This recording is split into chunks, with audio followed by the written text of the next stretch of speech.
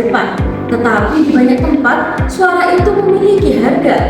Dan anehnya, praktik itu bukan lagi rahasia. Semua tahu, semua melihat, tetapi banyak yang memilih dan menganggapnya biasa.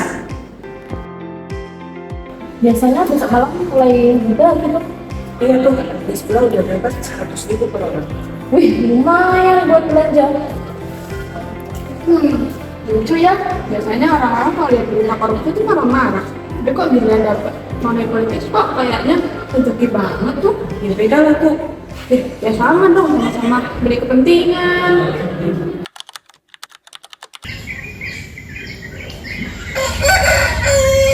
Kok lama banget sih? Kapan?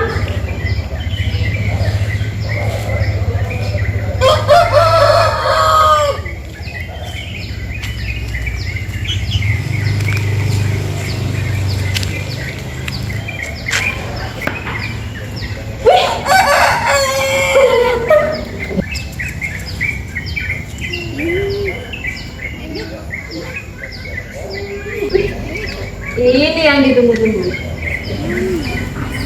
Lumayan.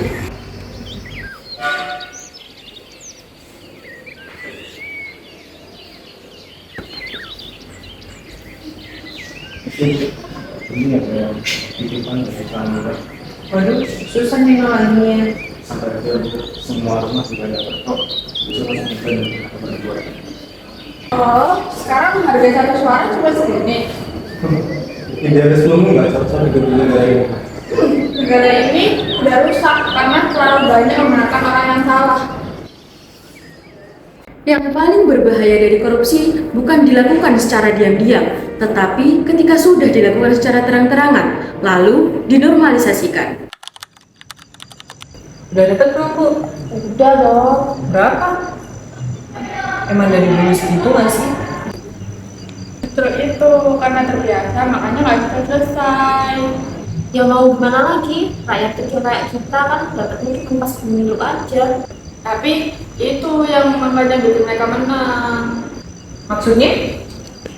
Jadi mereka itu rakyat kecil kayak kita ini tuh udah capek sama janjinya mereka. Makanya mereka itu tidak merealisasikan program-programnya mereka, tapi pakai amplop. Korupsi tidak selalu dimulai dari kantor yang besar ataupun meja penjabat. Terkadang dimulai dari masyarakat yang sering berkata, "Yang penting aku selalu dapat bagian."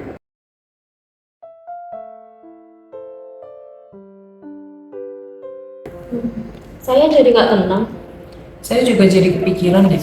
Itu karena hati kecil kita merasa salah. Tapi kenapa semua orang tetap melakukan? Ya karena masyarakat udah terbiasa.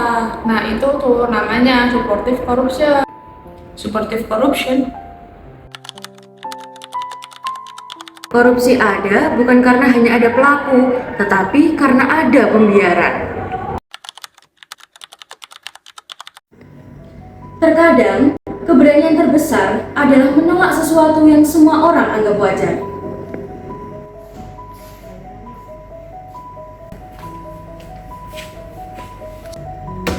Maaf ya, uangnya saya kembalikan. Loh, serius Bu? Saya nggak mau suara saya dibeli. Pemimpin yang baik itu dipercaya, bukan malah bayar warga.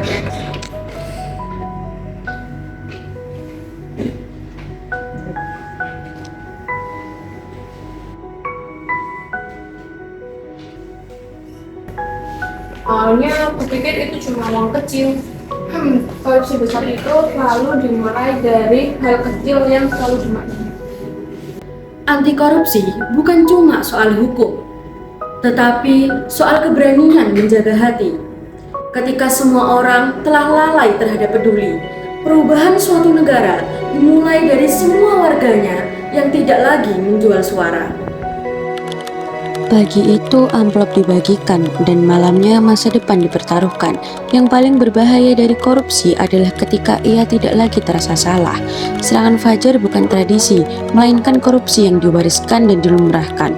Dan semuanya terus hidup karena kita terlalu terbiasa.